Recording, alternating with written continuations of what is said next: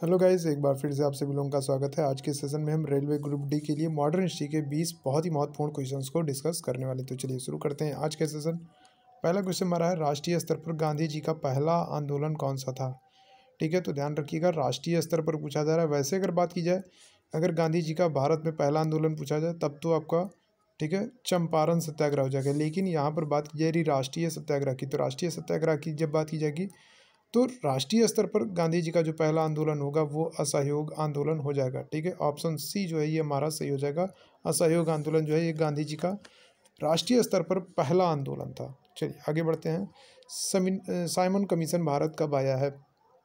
तो ध्यान रखिएगा, साइमन कमीशन भारत कब आया। ठीक है, अगर बात की जाती है साइमन कमीशन के गठन की, तो साइमन कमीशन का जो गठन है ये 1927 में हुआ है। लेकिन बात हो रही है भारत में आने की, तो भारत में आने की जो इसकी डेट होगी वो होगी 1928। लेकिन हालांकि ऑप्शन में 1928 नहीं दिया है, तो 1927 ही आपका करेक्ट होगा। ठीक है, ध्यान रखिएगा 1927 में साइमन कमीशन का गठन हुआ था। और भारत आने की बात की जाए कि भारत कब आया, तो 1928 सही होगा। ठीक है, लेकिन अब क्योंकि यहाँ पर 1928 नहीं दिया, तो 1927 को हम करेक्ट आंसर मानेंगे। चलिए आगे बढ़ते हैं। गांधी जी किस गोलमेज सम्मेलन में शामिल हुए थे। तो ध्यान रखिएगा 3 गोलमेज सम्मेलन हुआ था और कांग्रेस की तरफ से गांधी जी जो है ये द्वितीय गोलमेज सम्मेलन में हिस्सा लिए थे। तो द्वितीय गोलमेज जो होगा ये हमारा करेक्ट आंसर होगा।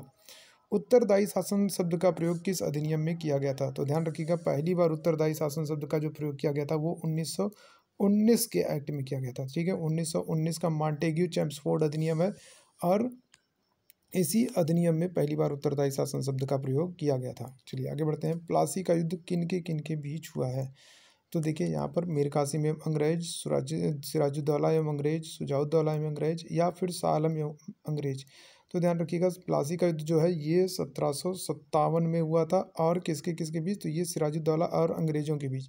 ठीक है, सिराजुद्दौला एवं अंग्रेजों, बंगाल के नवाब सिराजुद्दौला थे और अंग्रेज के बीच 1757 का प्लासी का युद्ध हुआ था। आगे बढ़ते हैं। बंगाल में द्वैध शासन की नींव किसने रखी। तो ध्यान रखिएगा, द्वैध शासन की जो नींव है ये रॉबर्ट क्लाइव के द्वारा बंगाल में रखी गई थी। ठीक है, रॉबर्ट जो क्लाइव है ये हमारा करेक्ट आंसर हो जाएगा। ठीक है, क्लाइव के समय में बंगाल में द्वैध शासन की नींव रखी गई थी। चलिए आगे बढ़ते हैं। बंगाल में द्वैध शासन का अंत किससे हुआ। ठीक है, किससे समाप्त हुआ, बंगाल में द्वैध शासन किससे समाप्त हुआ। तो ध्यान रखिएगा, इसका जो सही आंसर होगा वो होगा हमारा 1773 का रेगुलेटिंग एक्ट के द्वारा। ठीक है, रेगुलेटिंग एक्ट के द्वारा बंगाल में द्वैध शासन को समाप्त किया गया है।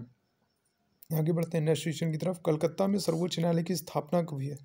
तो ध्यान रखिएगा, कलकत्ता में जो सर्वोच्च न्यायालय की स्थापना है वो 1773 के रेगुलेटिंग एक्ट से किया गया था। ठीक है, 1773 का रेगुलेटिंग एक्ट आया था जिसके तहत प्रावधान किया गया था कि कलकत्ता में एक सर्वोच्च न्यायालय की स्थापना की जाएगी। लेकिन अब बात की जाए कि कब की गई थी सर्वोच्च न्यायालय की स्थापना, तो सही आंसर जो होगा वो हो जाएगा हमारा 1774। कलकत्ता में 1774 में सर्वोच्च न्यायालय की स्थापना की गई थी। आगे बढ़ते हैं। सहायक संधि पर सबसे पहले किसने हस्ताक्षर किया था।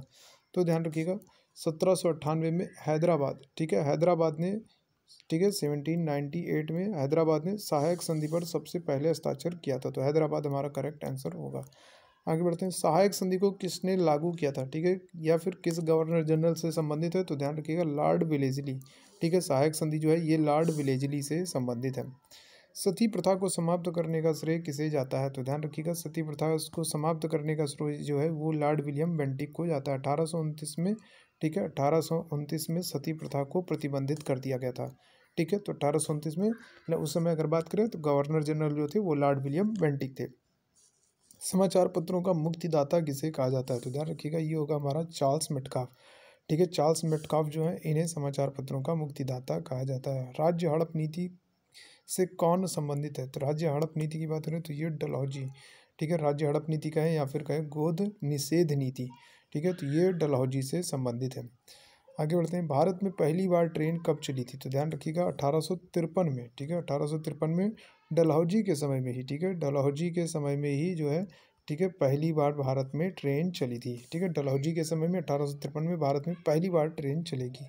आगे बढ़ते हैं। वर्नाक्युलर प्रेस एक्ट किसने लागू किया था। तो ध्यान रखिएगा वर्नाक्युलर प्रेस एक्ट जो होगा ये लॉर्ड लिटन के समय में, ठीक है, लॉर्ड लिटन के समय में लगाया जाएगा और लॉर्ड रिपन के द्वारा जो है इसको हटाया जाएगा।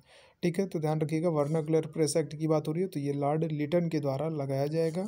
ठीक है, चलिए आगे बढ़ते हैं। कांग्रेस की स्थापना किसके समय में हुई थी? तो ध्यान रखिएगा, जब कांग्रेस की स्थापना हुई, कांग्रेस की स्थापना 1885 में होती है। और 1885 में जब कांग्रेस की स्थापना होगी, ठीक है, तो उस समय गवर्नर जनरल जो होंगे वो डफरिन होंगे, ठीक है, लॉर्ड डफरिन होंगे, ठीक है। कांग्रेस की स्थापना के समय governor general Lord Dufferin. Bharat का पहला वायसराय कौन था? तो ध्यान रखिएगा, 1858 के एक्ट से वायसराय का प्रावधान किया जाता है। और कैनिंग जो है, लॉर्ड कैनिंग जो है, ये 1858 में भारत के पहले वायसराय बनेंगे, ठीक है। भारत के पहले वायसराय जो है ये कैनिंग बनेंगे। 1857 के विद्रोह की शुरुआत कहाँ से? तो ध्यान रखिएगा, इसका जो सही आंसर होगा वो जाएगा हमारा मेरठ, ठीक है। मेरठ से जो है 1857 के विद्रोह की शुरुआत होगी। मंगल पांडे ने किस सैन्य छावनी में विद्रोह किया था? तो ध्यान रखिएगा, इसका जो सही आंसर होगा वो होगा बैरकपुर, ठीक है। मंगल पांडे ने बैरकपुर सैन्य छावनी में जो है विद्रोह किया था 29, ठीक है, 29 मार्च को, ठीक है। ध्यान रखिएगा, 29 मार्च 1857 को मंगल पांडे ने बैरकपुर सैन्य छावनी में विद्रोह कर दिया था। चलिए आगे बढ़ते हैं। 1857 के विद्रोह के समय भारत का गवर्नर जनरल कौन था? तो ध्यान रखिएगा, इसका जो सही आंसर होगा वो होगा हमारा लॉर्ड कैनिंग, ठीक है। लॉर्ड कैनिंग जो है ये 1857 के विद्रोह के समय भारत के गवर्नर जनरल थे। अब लास्ट में वीडियो में एक क्वेश्चन आपके लिए कमेंट बॉक्स में इसका आंसर देना है।